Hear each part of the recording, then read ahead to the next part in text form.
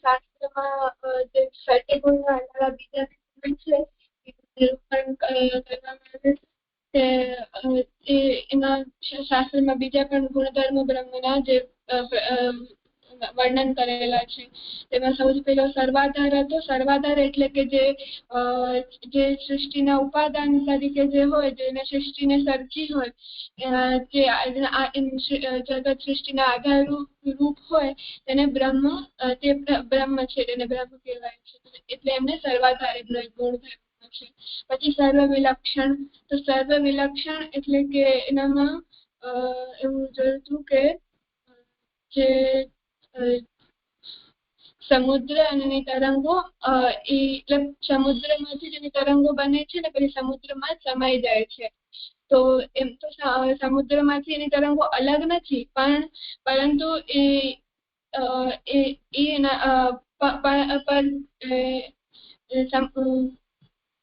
એમાં આગળ એક્ઝામ્પલ આપ્યું છે કે સમુદ્રમાંથી તરંગો બને છે, તરંગોમાંથી સમુદ્ર નથી બનતો. સૌથી પહેલા ટાઇટલ ને સમજાવવું. વિલક્ષણથી આપણે શું કહેવા માંગીએ? સર્વ એટલે શું? જળજીવ અને બધા છે કે જળજીવ અને અંતર્યામી. એનાથી વિલક્ષણ એટલે જળજીવ અંતર્યામી તો બન્યો જ છે, તે ઉપરાંત પણ એ બ્રહ્મ છે. રોટલીનું ઉદાહરણ આપ્યું હતું ને, આપણે 10 રોટલીનો પિંડો બાંધ્યો, એમાંથી 10 લુવા કરીને રોટલી બનાવી દીધી, લોટ ખતમ થઈ ગયો. હવે જો આપણને વધારે બનાવવી હોય 11મી રોટલી તો નવો લોટ બાંધવો પડે.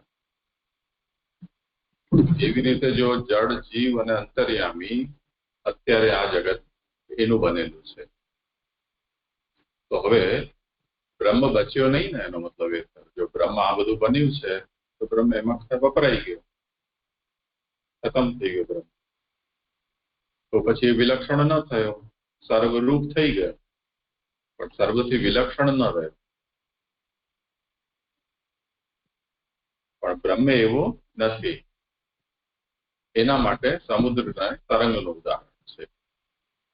તરંગો સમુદ્રની જ બને છે, તેમ છતાં સમુદ્રમાં હોય છે. એટલે સમુદ્રને આપણે અલગ જોઈ શકીએ છીએ અને તરંગોને અલગ જોઈ શકીએ છીએ. તો તરંગથી અતિરિક્ત બચેલો વધેલો સમુદ્ર પણ છે. એ બ્રહ્મનું સર્વવૈલક્ષણ્ય છે. સર્વરૂપ પણ છે, તે પછી પણ એ રહે છે. સમજાય?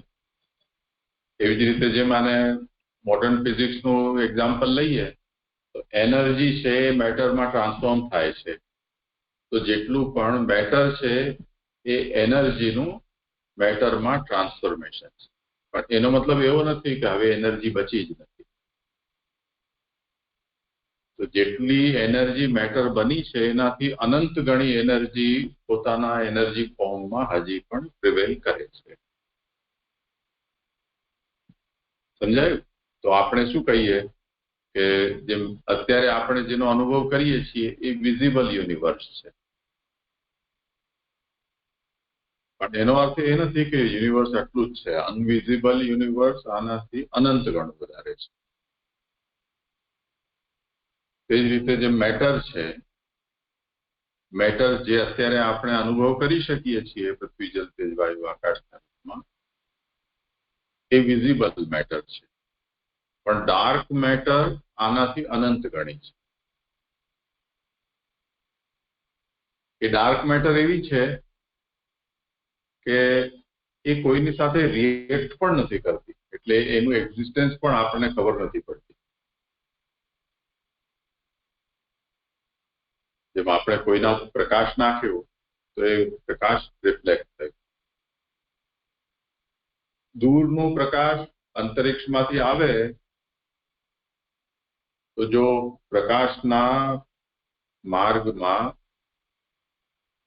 કોઈ મોટો સ્ટાર હોય જેનો માસ ઘણો બધો હોય, એના પાસેથી પ્રકાશ પસાર થાય તો પ્રકાશ પોતાનો રસ્તો બદલી જાય.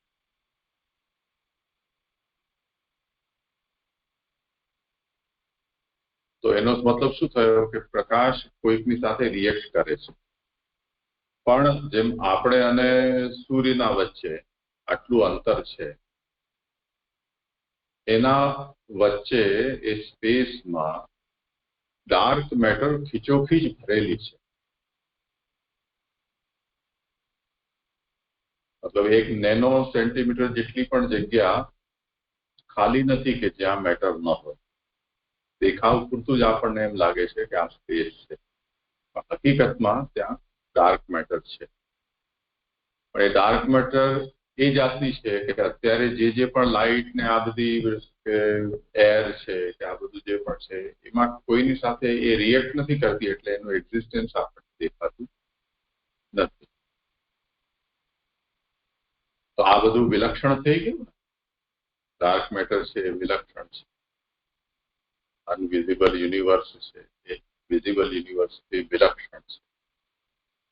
એનર્જી જેટલી મેટરમાં ટ્રાન્સફોર્મ થઈ છે એનાથી એનર્જી વિલક્ષણ છે.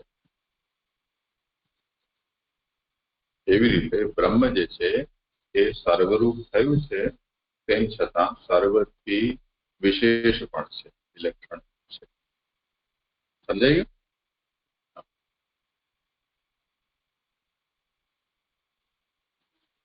અભિન્ન નિમિત્ત ઉપાદાન. તો એ અભિન્ન નિમિત્ત ઉપાદાન એટલે કે જે એમના જે પણ વસ્તુ સૃષ્ટિમાં નિમિત્ત તથા ઉપાદાન અને જે વસ્તુના ઉપાદાન અને નિમિત્ત બંને જે કારણ છે તે એક જ હોય, અલગ ના હોય, તેને અહીંયા અભિન્ન નિમિત્ત ઉપાદાન કહે છે ને. તે બ્રહ્મ પોતે છે. એમ કે આમાં આપણે માટલાનું એક્ઝામ્પલ આપ્યું હતું કે માટલા બનાવવા માટે એના માટે ચકેરી અને લાકડું જોઈએ, જે નિમિત્ત છે જેનાથી બની શકે. અને એનું મેઇન જે એનું ઉપાદાન છે તે મીઠી છે, માટીથી તે બને. તો એ બે અલગ અલગ વસ્તુ થઈ માટલાને બનાવવા માટે. પણ જળ જીવ અને અંતર્યામીને બનાવવા માટે બ્રહ્મ અભિન્ન નિમિત્ત ઉપાદાન હોતું છે. પછી આગળ વિરુદ્ધ ધર્માશ્રય. તો વિરુદ્ધ ધર્માશ્રય એટલે કે જે અહીંયા બ્રહ્મ છે તે વ્યાપક છે, બધી જ જગ્યાએ છે, પણ તે સાકાર પણ છે. એટલે બે અલગ અલગ એમના ગુણ થઈ ગયા. તો એના માટે આપણે આ વાતમાં સમજાવ્યું હતું કે વિરુદ્ધ ધર્માશ્રય એટલે સમજાવવામાં આવ્યું છે. પણ કારણ કે આપણે બ્રહ્મ સાથે વિરુદ્ધ ધર્માશ્રય ગુણધર્મ વાપરીએ તો બીજા બધા એમ કહે કે તમને કઈ સૂઝતો નથી ને એટલે તમે વિરુદ્ધ ધર્માશ્રય કહી દો છો. તો એના માટે આપણે સમજાવ્યું હતું કે વિરુદ્ધ ધર્માશ્રય એ બધી જ વસ્તુમાં હોય છે. આપણે જ્યાં જોઈએ ત્યાં મળે છે. જેમ પાણીમાં હોય છે, આપણે પાણીનું એક્ઝામ્પલ આપ્યું તો કે H2O. તો H2 અને O2 બંનેથી ફ્લેમ બેઝ હોય છે. આગ લાગી શકે બંનેમાં ના ફ્લેમ થી, પછી બંને ભેગા થઈ જાય છે તો પાણી બને છે. તો પાણી તો આગ બુઝાવે છે. તો એવી રીતે વિરુદ્ધ ધર્માશ્રય બધી જગ્યાએ છે. તો એને બ્રહ્મનો ગુણધર્મ કહ્યું છે.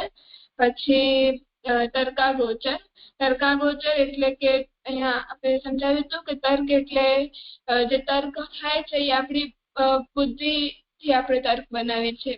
એટલે જે નિયમ છે તે તર્કના બેઝ ઉપર બનતા હોય છે. તો જે પણ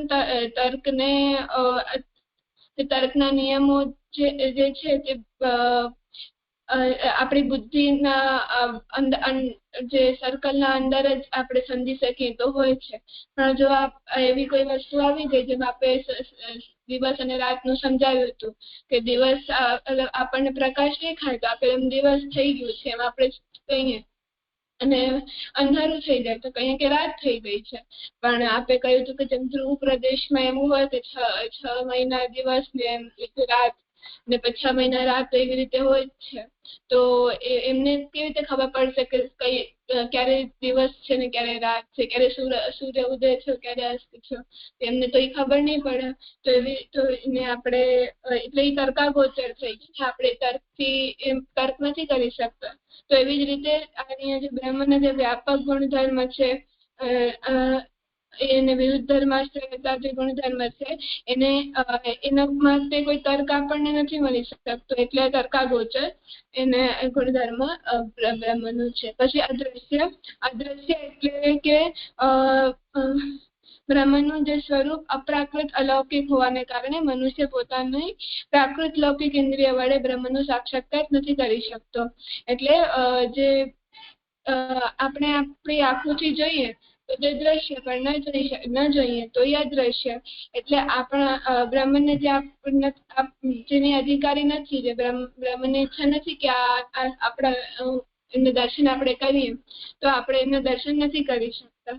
એટલે આપણે એમના અદ્રશ્ય એમનો ગુણધર્મ છે. મને એવું સમજાય.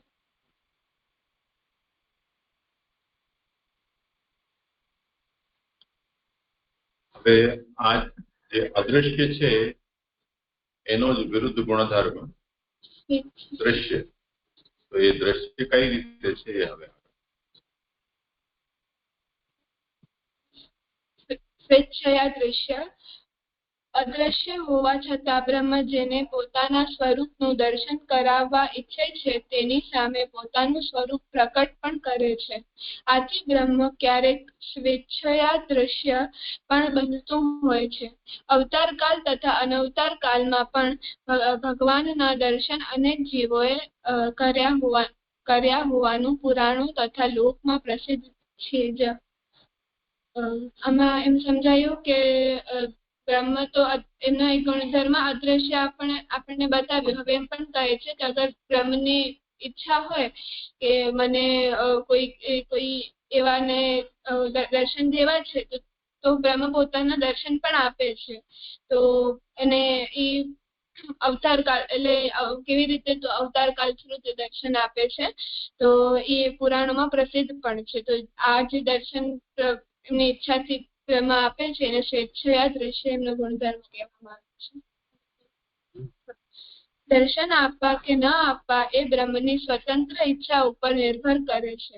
ભગવાનના દર્શન પણ બધાને એક સરખા થતા નથી હોતા. જે જીવાત્મા સામે ભગવાન પોતાનું જેવું અને જેટલું સ્વરૂપ પ્રકટ કરવાની ઈચ્છા કરે છે તેને ભગવાનનું તેવું અને તેટલું જ સ્વરૂપ દ્રષ્ટિગોચર થતું હોય છે. આનું પ્રસિદ્ધ દૃષ્ટાંત કંસની સભામાં પધારતા ભગવાનના દર્શન ભિન્ન ભિન્ન ભાવવાળા ભક્તોને ભિન્ન ભિન્ન રૂપે થયા હોવાનું છે. કંસની સભામાં પધારતા ભગવાન સ્ત્રીઓને કામદેવ જેવા લાગતા હતા, ભોગ સખાઓને મિત્ર જણાતા હતા, વડીલોને સુકુમાર બાળક જેવા દેખાતા હતા. જ્યારે કંસના પહેલવાનોને તો ભગવાન સાક્ષાત મૃત્યુ રૂપે દેખાતા હતા. જેના હૃદયમાં જેવો ભાવ હોય છે ભગવાન તેને તેવા રૂપે જ દર્શન આપતા હોય છે. ઉક્ત ઘટનાથી એ સિદ્ધાંત સમજી શકાય છે કે અવતારના સમયમાં પણ ભગવાન બધા જીવોને પોતાના સચ્ચિદાનંદ અલૌકિક સ્વરૂપના દર્શન નથી આપતા. આનો અર્થ એવો પણ નથી સમજવાનો કે ભગવાનના તે રૂપો પ્રાકૃત કે લૌકિક હોય છે. ભગવાનના દર્શન પ્રાકૃત બાળક, કિશોર કે યુવા રૂપે અથવા તો શત્રુ કે મહાપુરુષ રૂપે થતા હોવા છતાં તત્વતઃ તો ભગવાન હંમેશા સચ્ચિદાનંદ રૂપ અલૌકિક જ હોય છે. જે લોકોનો એવો ઉચ્ચ અધિકાર હોતો નથી કે તેઓ ભગવાનના સચ્ચિદાનંદ સ્વરૂપના દર્શન કરી શકે, તેઓને જેવી દ્રષ્ટિ તેવી સૃષ્ટિ ન્યાય ભગવાન તારતમ્યથી દર્શન આપતા હોય છે. અજ્ઞાની પુરુષોને લોક સદૃશ પ્રકટ રૂપ અનુભવાય પણ તેની સચ્ચિદાનંદાત્મકતા ન જણાય. શુષ્ક જ્ઞાની પુરુષોને બ્રહ્મની સચ્ચિદાનંદાત્મકતા જણાય, પરંતુ લોક સદૃશ રૂપ તેમને અદ્ભુત કે વિસ્મયજનક જ લાગે. જ્ઞાની ભક્ત પુરુષોને લોક સદૃશ પ્રકટ રૂપ અને સચ્ચિદાનંદાત્મકતા બેઉ એકી સાથે ભગવત ભક્તિ કે ભગવદ લીલામાં જ્યારે જેવા અનુભવની અપેક્ષા વધુ હોય ત્યારે પ્રભુ તેવા જણાય. પ્રભુની વિરુદ્ધ ધર્માશ્રયતાને તેઓ જાણી માની અને માણી શકતા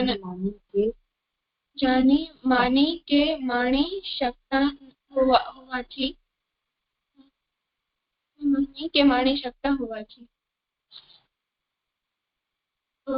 મને એમ સમજાયું કે પ્રભુ અવતાર કાળમાં એમની ઈચ્છા હોય તો તે અવતાર કાળમાં ભક્તોને દર્શન આપે છે અને એમના જયારે આમ અવતાર કાળમાં બી પોતાના જયારે દર્શન આપે છે તો પણ એ પોતાના સચ્ચિદાનંદાત્મકતાના જે દર્શન છે તે કોઈને નથી આપતા અને બધા જે પણ પ્રભુના દર્શન કરે છે જેવો જેમનો ભાવ છે એવો પ્રભુ એમને દર્શન આપે છે. તો એ 3 પ્રકારે એમ ડિસ્ક્રાઇબ કરેલા 3 પ્રકારે કયા છે કે સૌથી પહેલા કે જે લૌકિક જીવો છે એમને પ્રભુના સચ્ચિદાનંદાત્મક ગુણો નથી દેખાતા પણ લૌકિક ગુણો એ લોકો જોઈએ છે. મતલબ એ લોકો પ્રભુના ગુણ પ્રાકૃત હોતા નથી પણ એ લોકોને એવા દેખાય છે, એ લોકોનો ભાવ એવો છે. એટલે પછી જે લોકો જ્ઞાની પુરુષો છે એ લોકો ભગવાનના સચ્ચિદાનંદાત્મકતાને સમજે છે પણ જે લોક દ્રશ્ય જે એમના ગુણ છે તે એમ નથી સમજતા. થોડો એમને વિસ્મય થાય છે અને જે જ્ઞાની ભક્ત હોય છે તે બંને જે સચ્ચિદાનંદાત્મકતા અને લોક સદ્રશ એ બંને ગુણોને જોઈ શકે છે અને જેવો એમનો ભાવ છે અને જેવો તે અનુભવ કરે છે તેવો એમને પ્રભુના દર્શન થાય છે. ને આ પ્રભુ અને આ જ પ્રભુનો વિરુદ્ધ ધર્માશ્રયતા બતાવી છે જેને ભક્ત જાણી શકે છે, એને માને પણ છે અને એને આનંદ માણી પણ શકે છે. ન સમજાયું તારતમ્ય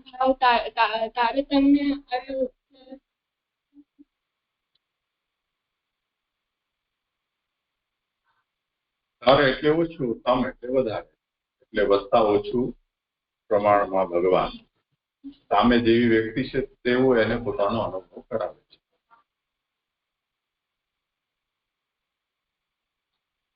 સમાન બ્રહ્મની સૃષ્ટિમાં કંઈક જળ રૂપે હોય છે તો કોઈક જીવ રૂપે. જીવોમાં પણ મનુષ્યો તો સાધનાચરણ દ્વારા પોતાનો આત્મોદ્ધાર કરવા સમર્થ હોય છે, જ્યારે કે સાધનાચરણના સામર્થ્યથી વિહીન પશુ પક્ષીઓ બિચારા આત્મોદ્ધાર પણ કરી શકતા નથી હોતા. જીવોમાં કોઈક સુંદર તો કોઈક કુરૂપ, કોઈક સમર્થ તો કોઈક અસમર્થ, કોઈ સુખી તો કોઈ દુઃખી, કોઈ મુક્તિ યોગ્ય તો કોઈ મુક્તિ અયોગ્ય, કોઈ પાપી તો કોઈ પુણ્યશાળી વગેરે હોય છે. આને કારણે એવું કોઈને ચોક્કસ જ લાગશે કે બ્રહ્મની સૃષ્ટિ અસમાનતા, ભેદભાવ, પક્ષપાત કે વિષમતાથી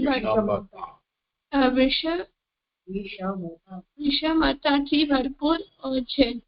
આવી અણસમજને કારણે જ બ્રહ્મમાં અસમાનતા, વિષમતાનો દોષારોપણ અજ્ઞાની લોકો દ્વારા વારંવાર થતો જ રહે છે.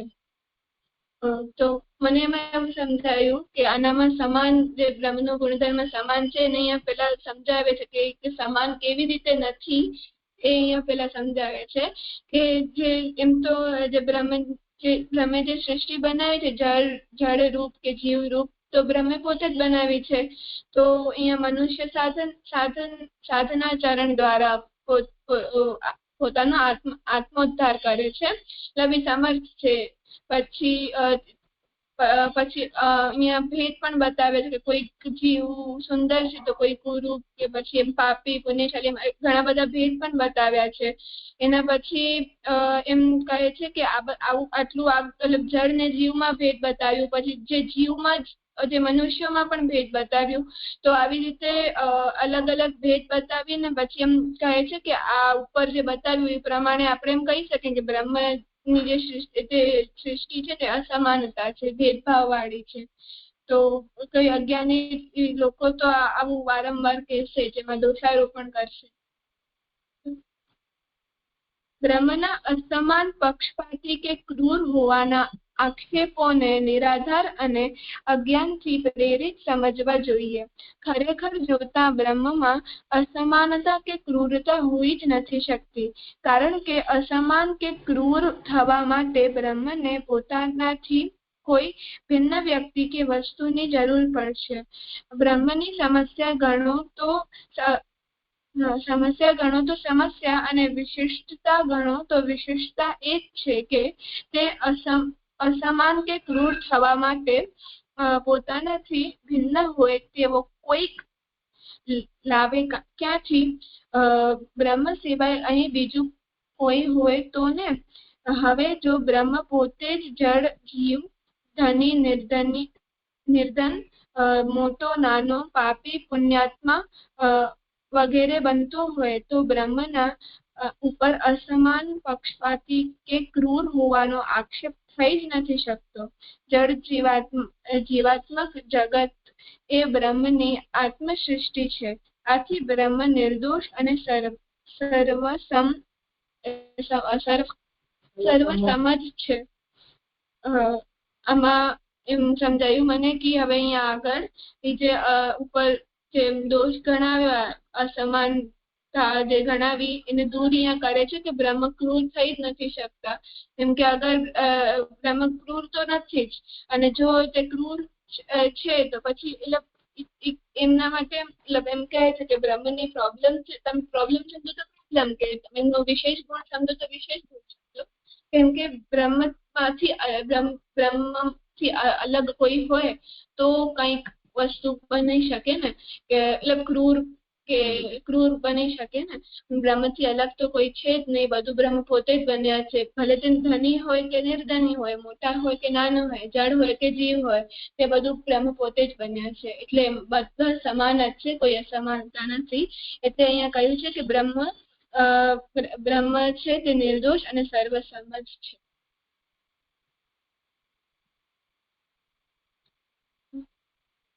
આને સમજવા માટેનું કીવર્ડ આત્મસૃષ્ટિ એ અંડરલાઈન કરી લેવું. એટલે આપણે આત્મસૃષ્ટિ મતલબ બ્રહ્મ પોતે સૃષ્ટિરૂપ થયો છે. તો અગર એના ઉપર ક્રૂરતાનો કે વિષમતાનો આરોપ કરો તો એ પણ બ્રહ્મ પોતાના ઉપર જ થઈ રહ્યો છે. તો એ આરોપ છે જ નહીં, બીજું કોઈ હોય તો જ એ આરોપ લાગુ પડે.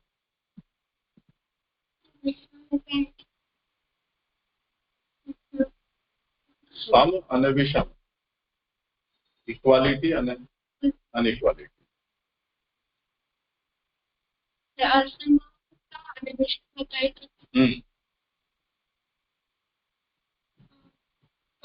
કર્મ ફળદાતા, સારા કર્મો કરનારા સારું ફળ પ્રાપ્ત કરે છે.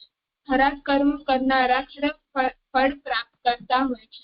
આવું 2, 5, 10 દ્રષ્ટાંતોમાં જોયા પછી કેટલાક લોકો એવી ધારણા બાંધી લેતા હોય છે કે મનુષ્ય પોતાના કર્મોથી ફળને ઉત્પન્ન કરી શકે છે. આ ધારણાનો અર્થ જો એવો થતો હોય કે ઈશ્વરની ઈચ્છા કે નિયંત્રણ વિના કર્મ પોતે જ સ્વતંત્ર કે નિરપેક્ષ રૂપે મનુષ્યને ફળ આપતા હોય છે, તો આ ધારણા તદ્દન ખોટી છે. કોઈ પણ ફળ મનુષ્ય સ્વપ્રયત્નથી ઉત્પન્ન કરી શકતો નથી.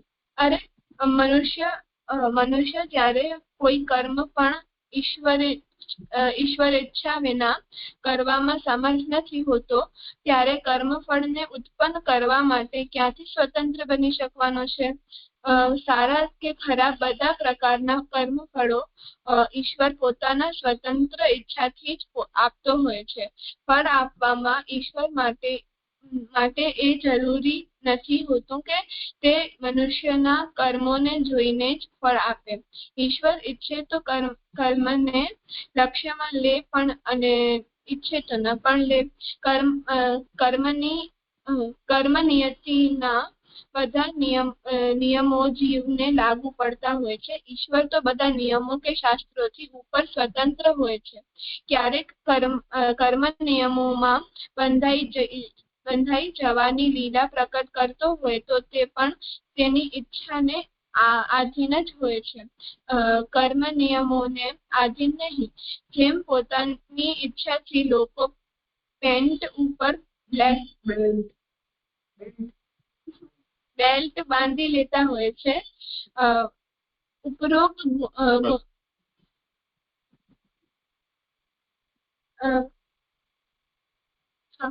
મને એમ સમજાયું કે આપણે કાલે જેમ સમજાવ્યું સામર્થ્યમાં સર્વ સામર્થ્યમાં કર્તમ અકર્તમ અન્યથા કર્તમ, તેમાં આપણે 3 અધિકારી બતાવ્યા હતા.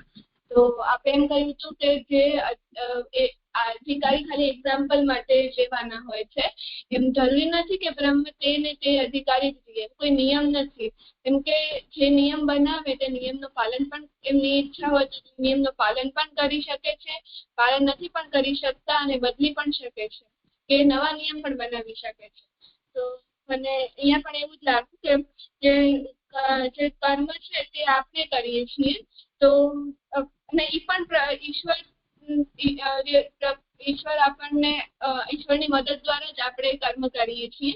તો એનું ફળ પણ આપણને એમની ઈચ્છાથી જ મળે છે, એમની મદદ દ્વારા જ મળે છે. આપણે પોતાની રીતે તો કંઈ કરી નથી શકતા, મતલબ કર્મ જ પોતાની રીતે નથી કરી શકતા તો એના ફળ ક્યાંથી પોતાની રીતે મેળવીએ. અને જે બ્રહ્મ છે તે કર્મથી પણ ઉપર છે, સ્વતંત્ર છે, તે કર્મથી પણ ઉપર છે, કર્મના નિયમોથી બંધાયેલા નથી. એટલે એમની ઈચ્છા હોય તો તે કર્મના નિયમોમાં કે નિયમોના અનુસાર પણ ફળ આપી શકે છે અને કર્મના નિયમોના અનુસાર ફળ નથી પણ આપી શકતા. એનું એક્ઝામ્પલ અજામિલ છે. અજામિલે તો ખરાબ કામ કર્યા હતા, પણ પ્રભુની ઈચ્છા હતી કે મને એને અંગીકાર કરવું છે તો પ્રભુ એમને અંગીકાર કર્યો.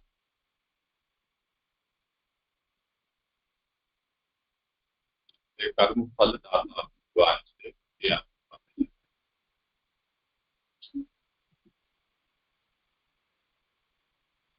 પ્રતીતિ એવી છે કે આપણે કરીએ છીએ તો આપણને પરિણામ મળે છે. સારું કરીએ સારું, ખરાબ એટલે ફલ કર્માધીન છે એવી આપણે સમજ. પણ વસ્તુતઃ ભગવાન સર્વ કર્મ ફલદાતા છે. એટલું જ નહીં, કારયિતા પણ ભગવાન છે, કરાવનારા પણ ભગવાન છે. કરાવનારા પોતે છે તો એનું પરિણામ આપનારા પણ ભગવાન જ છે. આ એક બહુ ઇમ્પોર્ટન્ટ પ્રિન્સિપલ છે જે આપણા સનાતન ધર્મમાં પણ મોટા ભાગના લોકો એવું જ જે કરે તે ભરે, જેવું કરે તે થાય, બધા જ બોલતા હોય છે. ગીતાનો જે પ્રસિદ્ધ શ્લોક છે કર્મણ્ય વાદકા સ્ત્રીમાં ફલેષુ કદાચન, એ આ વસ્તુને સમજાવવા માટે છે. મનુષ્ય કેવલ કર્મ કરી શકે છે, ફલ આપવું એ ભગવાનના હાથમાં છે. એ ચાહે કોઈ પણ જાતનું કર્મ, અમુક જ પ્રકારના કર્મોનું ફલ ભગવાન આપે અને અમુક પ્રકારના ફલ છે કર્મથી પોતે જ પ્રાપ્ત થઈ જાય એવું નથી. કર્મથી પ્રાપ્ત થાય એ પણ ભગવાને એના વિષયમાં એવું નક્કી કરી રાખ્યું છે, તેથી પ્રાપ્ત નહીં તો સમજાય. એટલે એના ઉદાહરણો આપણે એવા ઘણા આપી શકીએ જેમાં આપણને કર્મફલદાતા તરીકે ભગવાન છે એ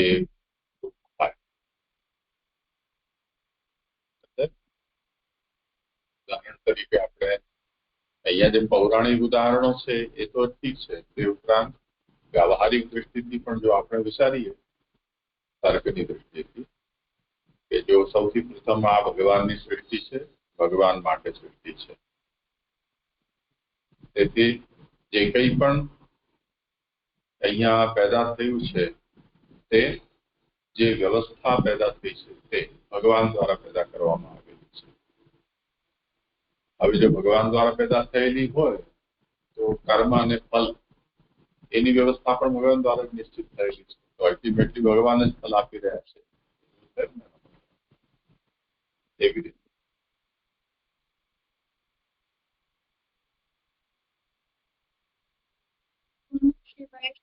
પુરાણોમાં બીજા પણ પ્રકારના અનેક વર્ણન જોવા મળે છે. શિવના આવા વર્ણન સત્ય, પવિત્રતા, દયા, ક્ષમા, ત્યાગ, સંતોષ, નમ્રતા, શ્રમ, દમ, તપ, સામ્ય, સહનશીલતા, ઉદાસીનતા, શૌર્ય, તેજ, બલ, સ્મૃતિ, કુશલતા, કાંતિ, ધૈર્ય, મૃદુતા, પ્રગલ્ભતા, પ્રશ્રય, શીલ, શક્તિ, ગંભીરતા, સ્થિરતા, માન, અહંકાર વગેરે વગેરે. અહીંયા એમ સમજાવે છે કે અહીંયા ઉપર જે બતાવે એના અલાવા પણ જે સ્મૃતિ પુરાણમાં પછી સ્મૃતિ પુરાણમાં પણ બીજા પણ બ્રહ્મના અનેક ગુણોનું વર્ણન કરે છે. પછી ભાગવતજીમાં પણ બ્રહ્મના કેટલાક ગુણોનું વર્ણન કર્યું છે, જેમાં અમુક અહીંયા બતાવ્યા છે. આનો આપણે અહીંયા બહુ વધારે ચર્ચા નથી કરી, કેમ કે અમુક આમાંના એવા છે કે જે આના પહેલા આવી ગયા છે એના એ છે. અમુક જો એ અર્થમાં ન લો તો થોડીક એના અર્થની છાયા બદલી જાય એવી રીતે પણ આ ગુણોના અર્થ કરી શકાય છે. તો અત્યારે આપણે એની ચર્ચા ઠીક છે.